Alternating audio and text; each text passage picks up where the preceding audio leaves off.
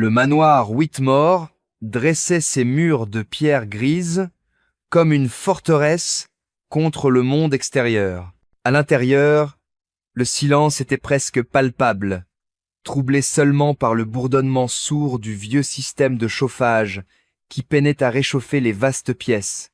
Dehors, le vent d'automne s'acharnait contre les fenêtres à meneaux, leurs vitres tremblant sous les assauts. Mais dans le salon, l'air était lourd, saturé d'une chaleur presque suffocante. Grace, debout depuis l'aube, ajusta son uniforme bleu canard, les coutures usées râpant sa peau. Elle frotta machinalement son avant-bras à travers ses gants de ménage jaunes, là où un bleu récent, d'un violet profond, lui rappelait la rudesse des jours passés. Elle avait appris, au fil des mois, à garder la tête baissée, à taire ses pensées lorsque les voix dans la maison devenaient tranchantes. Mais ce soir-là, une urgence sourde vibrait en elle, comme un instinct qu'elle ne pouvait ignorer. Sur une couverture blanche, usée mais propre, étendue au centre du tapis persan du salon, les jumelles dormaient, blotties l'une contre l'autre. Leur grenouillère bleue claire, légèrement délavée, portait encore l'odeur du savon bon marché que Grace utilisait pour les laver à la main. Âgée de 3 mois à peine, elle semblait trop petite pour un lieu aussi imposant, leur poitrine se soulevant à peine dans la lumière dorée d'une lampe à pétrole. Le manoir, avec ses lustres de cristal et ses portraits d'ancêtres austères, semblait les engloutir. Grace s'agenouilla près d'elle, son regard suivant le rythme fragile de leur souffle. Elle murmura, une vieille berceuse de son enfance, dans une langue que personne dans cette maison ne comprenait, un chant doux et rythmé qui parlait de rivières et de ciels étoilés. Ce n'était pas seulement pour les calmer, mais pour se raccrocher à un morceau de son passé, un lien avec la femme qu'elle avait été avant d'entrer dans ce monde de marbre et de silence. 6 mois plus tôt, lorsqu'elle avait signé pour ce poste, on lui avait promis des tâches simples: nettoyer, ranger, maintenir l'ordre dans ce mausolée qu'était le manoir Whitmore. Mais la réalité l'avait rattrapée en 1 semaine. Les nounous, recrutés à prix d'or, partaient les unes après les autres, usées par les exigences d'une maison où l'amour semblait rationné. À chaque départ, le vide qu'elle laissait retombait sur Grace. Les Whitmore, ou plutôt leur intendant, trouvaient plus économique de lui confier les jumelles que d'embaucher une nouvelle employée. Grace n'avait pas protesté. Elle connaissait la précarité de sa position, le poids des factures qui s'accumulaient dans son petit appartement à l'autre bout de la ville, et la nécessité de garder ce travail, même s'il la consumait. La mère des jumelles, Eleanor, avait disparu 3 mois plus tôt, emportée par des complications lors de l'accouchement. Les domestiques parlaient d'elle avec une révérence chuchotée, comme si son nom était un talisman fragile. On disait qu'elle avait une voix chaude, capable d'apaiser n'importe qui, et des yeux qui voyaient au-delà des apparences. Sa mort avait laissé un vide que personne n'osait nommer, un chagrin que le manoir semblait absorber dans ses murs froids. Elliot Whitmore, le père des jumelles, était un homme dont la présence imposait le silence. Sa voix pouvait faire plier une salle de conseil d'administration. Son nom suffisait à faire trembler les marchés. Mais face à ses filles, il était absent. Une silhouette qui traversait le manoir comme un courant d'air, toujours pressé, toujours ailleurs. Ce soir-là, les jumelles avaient pleuré pendant près d'1 heure. Grace avait tout tenté. Biberon tiède, balancement lent, murmure dans l'obscurité. L'une des petites, Ada, brûlait de fièvre, ses poings minuscules serrés, comme si elle luttait contre un ennemi invisible. L'autre, Lila, gémissait jusqu'à ce que sa voix s'éteigne, épuisée. Grace avait mal au dos, les bras tremblants d'avoir porté leur poids fragile trop longtemps. Elle n'avait pas osé les ramener dans leur chambre, un espace austère aux murs nus, où le vent s'infiltrait par les interstices des fenêtres. Les berceaux, avec leurs matelas trop fermes, semblaient conçus pour des poupées, pas pour des bébés. Alors, elle était restée dans le salon, là où le chauffage diffusait une chaleur rassurante. Allongée sur le tapis, à quelques centimètres des jumelles, elle sentait leur souffle léger contre sa peau, un rappel de leur vulnérabilité. L'épuisement l'attirait vers le sommeil, mais elle luttait pour rester éveillée, attentive aux moindres mouvements. Ses pensées dérivèrent vers les bruits qu'elle avait entendus plus tôt à l'étage. Une porte claquée, des pas lourds, un éclat de voix étouffé. Le manoir avait une manière d'engloutir la douceur, de la remplacer par une tension qui pesait sur chaque occupant. Grace s'inquiétait pour les jumelles, grandissant dans un lieu où l'amour semblait un luxe. Elle avait travaillé dans d'autres foyers, des maisons plus modestes, où la chaleur humaine compensait le manque d'opulence. Mais ici, les jumelles n'avaient qu'elle. Et elle, que restait-il d'elle? Une femme de 30 ans, dont les rêves d'autrefois, devenir infirmière, être, ou ouvrir une petite librairie, s'étaient dissous dans les dettes et les longues journées de labeur. Pourtant, ces bébés éveillaient en elle une force qu'elle ignorait posséder, une détermination farouche à les protéger, comme si leur fragilité donnait un sens à ses propres luttes. Mais son corps la trahissait. Après des heures à frotter les parquets, à laver les draps, à bercer les jumelles et à sauter le dîner pour ne pas ralentir, ses paupières s'alourdissaient. Elle se murmura qu'elle fermerait les yeux juste un instant, juste assez pour tenir jusqu'au matin. Elle n'entendit pas la porte d'entrée s'ouvrir. Les pas d'Elliot Whitmore, rapides et déterminés, résonnèrent dans le couloir. Il apparut dans l'embrasure du salon, son costume bleu marine taillé sur mesure, sa cravate rouge sang contrastant avec sa chemise d'un blanc immaculé. Une mallette pendait d'une main, l'autre encore crispée sur la poignée de la porte. Son regard se figea sur la scène. Sa servante affalée sur le tapis, à côté de ses filles endormies, leurs joues roses collées l'une contre l'autre. La main gantée de Grace reposait sur le bord de la couverture, un geste instinctif de protection. Puis, il remarqua le bleu sur sa joue, une marque sombre qui semblait hurler dans la lumière tamisée. Sa voix trancha le silence comme un éclat de verre. « Que diable se passe-t-il » Grace sursauta, son cœur cognant dans sa poitrine. Elle se redressa précipitamment, jetant un regard aux jumelles. Ada s'agita, laissant échapper un gémissement fragile. « Je vous ai posé une question, » reprit Elliot, sa voix plus acérée, emplissant l'espace. « Pourquoi mes filles sont-elles par terre? Et toi? Pourquoi es-tu allongé là ?» Il marqua une pause, son regard s'attardant sur le bleu.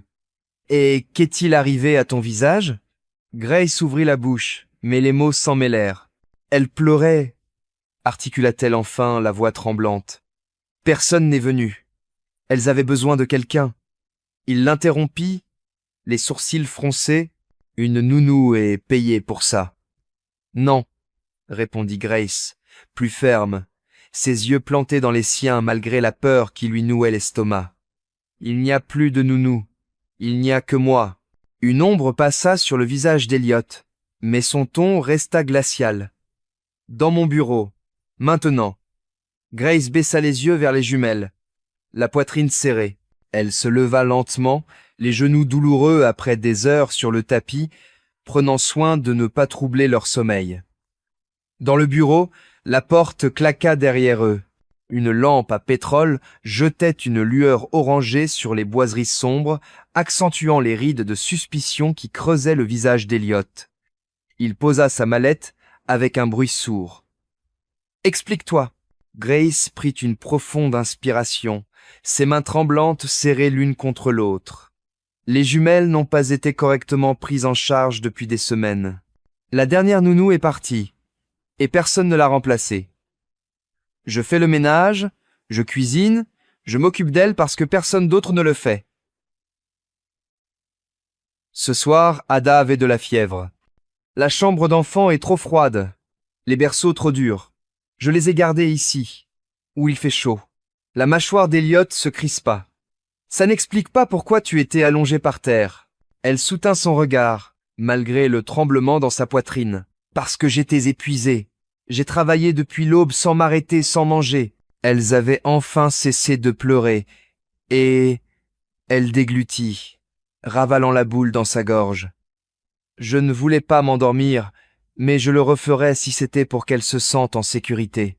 L'expression d'Elliot vacilla, la colère cédant à une émotion plus profonde, plus lourde. « Et le bleu » demanda-t-il, la voix presque un murmure. Grace toucha instinctivement sa joue, la peau sensible sous ses doigts. « Un de vos invités, » dit-elle doucement. « La semaine dernière, pendant la réception, je portais un plateau dans le hall. Il m'a dit que je gênais et m'a poussé. Je suis tombé contre le mur. Personne n'a rien dit. » Elle marqua une pause, sa voix s'adoucissant encore. « Ou peut être que personne n'a voulu voir. » Elliot se pencha en arrière, les mains agrippées au bord du bureau. Il revoyait la soirée. Les éclats de rire, le cliquetis des verres de champagne, ses associés et amis défilant dans le manoir comme s'il leur appartenait. Il était à l'étage, au téléphone, négociant un contrat qui valait des millions. Il n'avait rien vu, rien entendu. « Tu aurais dû me le dire » murmura-t-il, plus pour lui-même que pour elle. Grace laissa échapper un rire bref, teinté d'amertume. « Est-ce que ça aurait changé quelque chose ? Vous ne les voyez même pas, monsieur Whitmore. Vos filles. Elles n'ont que moi. Et moi, je ne suis qu'une ombre dans cette maison. Une servante. » Un silence lourd s'installa. Elliot se tourna vers la fenêtre, le reflet de la lampe vacillant dans ses yeux. Il voyait Eleanor riant dans le jardin, ses cheveux blonds dansant dans le vent. Il entendait les premiers pleurs des jumelles, le silence qui avait suivi la nouvelle de sa mort.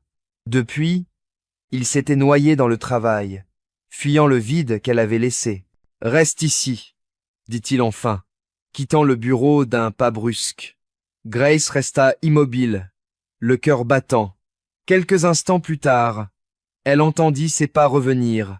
Il portait 2 petites couvertures bleues, celle de la chambre d'enfant, ornée de motifs d'étoiles brodés par Eleanor avant leur naissance. Sans un mot, il les drapa sur les jumelles endormies, repliant les bords avec une délicatesse inattendue. Grace l'observait depuis la porte. C'était la première fois qu'elle le voyait s'agenouiller près d'elle. « Elles sont si petites » murmura-t-il, sa voix brisée. Sa main plana au-dessus de la tête d'Ada, hésitante, comme s'il craignait de troubler leur sommeil. Je ne me souvenais pas qu'elles étaient si fragiles. Grace s'approcha, sa voix douce mais ferme. « Elles ont besoin de vous, pas seulement de votre nom, ou de votre fortune. Elles ont besoin d'un père. » Il leva les yeux vers elle, et pendant un instant, son regard trahit tout ce qu'il avait fui.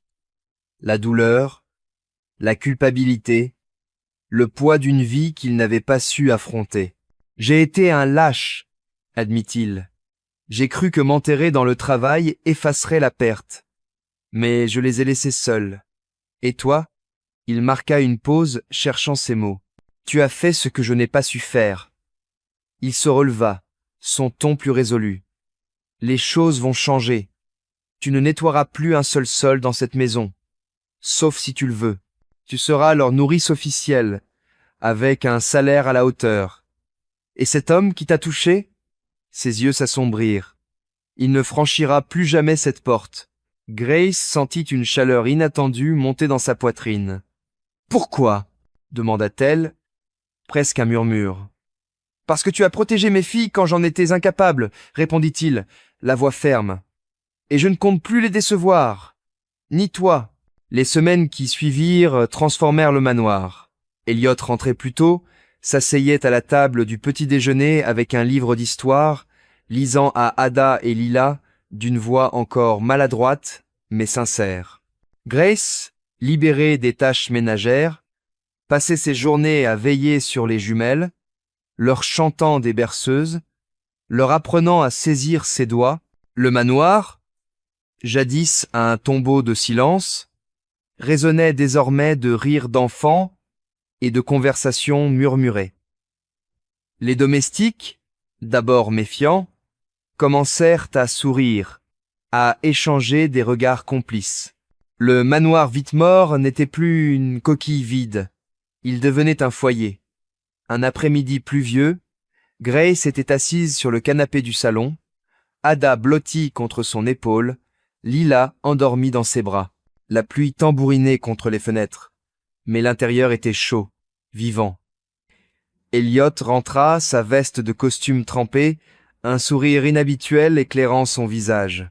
Il s'arrêta sur le seuil, observant la scène. « De la place pour un de plus ?» demanda-t-il, une lueur espiègle dans les yeux. Grace hocha la tête, un sourire timide aux lèvres. Il s'assit à côté d'elle, prenant Lila sur ses genoux avec une précaution infinie. Ada tendit une main minuscule vers lui et il la saisit, émerveillé par sa fragilité. Grace se laissa aller contre le dossier, respirant librement pour la première fois depuis des mois. Elle pensa à sa propre mère, à ses sacrifices, à la manière dont elle lui avait appris que l'amour véritable ne demande pas de titre, seulement du courage. Pour les jumelles, les jours froids et solitaires s'effaceraient, remplacés par la chaleur d'un foyer retrouvé. Pour Elliot, la leçon était gravée en lui. La famille n'est pas une question de statut ou de richesse, mais de présence, d'attention, de mains tendues dans l'obscurité. Et pour Grace, c'était une vérité universelle. Parfois, ce sont les invisibles, ceux qu'on remarque à peine, qui tiennent les fondations d'un foyer. Ce soir-là, dans la lueur douce du salon, ils s'endormirent tous les quatre, bercés par le rythme de la pluie et le souffle léger des jumelles, non pas par obligation, mais par un lien qu'ils avaient choisi de tisser, ensemble. Si vous avez aimé cette histoire, n'oubliez pas de la liker et de vous abonner pour découvrir d'autres récits émouvants, dramatiques et inattendus.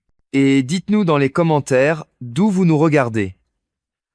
Nous sommes ravis d'avoir de vos nouvelles. À la prochaine, restez bienveillants, curieux et continuez à nous suivre.